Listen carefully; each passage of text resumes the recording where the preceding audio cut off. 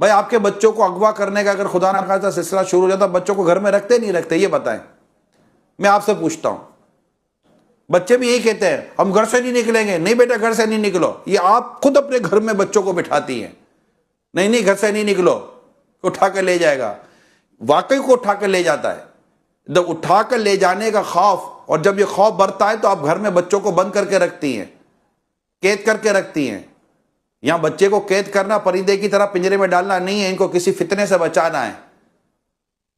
مگر عورت کے ساتھ بے شرمی، بے حیائی، اور مردوں، آوارہ مردوں کی بے شرمی، بے غیرتی، بے حیائی، اور ان تمام اور اس کے دیگر فتنوں سے بچانے کے لیے جب عورت کو کہا جاتا ہے کہ گھر میں ٹھہری رہو، گھر میں رکے، اور بلا اجازت شرعی گھر سے نہ نکلیں، اور اگر اجازت ہے شرع گھر سے نکلنے تو کس کیفیت میں گھر سے نکلنے کی اجازت ہے، کس پردے کی حالت میں گھر سے نکلنے کی اجازت ہے، تو یہ سمجھ میں نہیں آتا، تو پھر یہ نہ سمجھ میں آتا تو اس کا کیا علاج ہے؟ انہوں نے قرآن و حدیث کو صحیح پڑھا نہیں ہے۔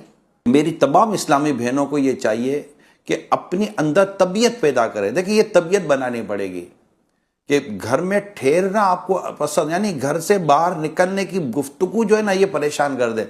یہاں تو گھر میں رہنے کی گفتگو پریشان کر دیتی ہے، گھر میں رہیں گے، ہائے اب کیا کریں گے، گھر میں تو دم گھٹتا ہے۔ یہ جو کہتی ہے نا کہ ہمارا گھر میں دم گھٹتا ہے، حضرت امام محمد بن سیری رحمۃ اللہ تعالیٰ علیہ فرماتے، مجھے بتایا گیا ہے کہ نبی کرم صلی اللہ علیہ وسلم کی زوجہ محترمہ یعنی حضرت سودا رضی اللہ تعالی عنہا سے کہا گیا، آپ کو کیا ہو گیا ہے کہ آپ نہ حج کرتی ہیں اور نہ عمرہ کرتی ہیں؟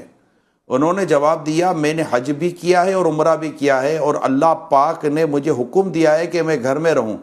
اللہ کی قسم میں دوبارہ گھر سے نہیں نکلوں گی۔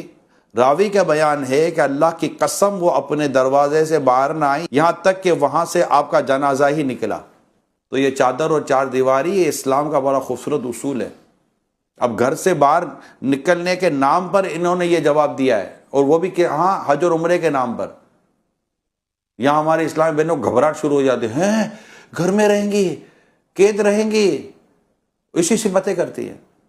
بھائی مطلب اللہ اور اس کے پیارے حبیب صلی اللہ علیہ وسلم کے کلام کو پڑھیں، ان کے ارشادات کو پڑھیں، اور یہ دیکھیں کہ موجودہ حالات میں تو زیادہ ضروری ہے گھر میں رہنا۔ بے باکی جرت نہیں ہے، کچھ نہیں ہوتا، مرنے کے بعد پتہ چلے گا کچھ ہوتا کہ نہیں ہوتا۔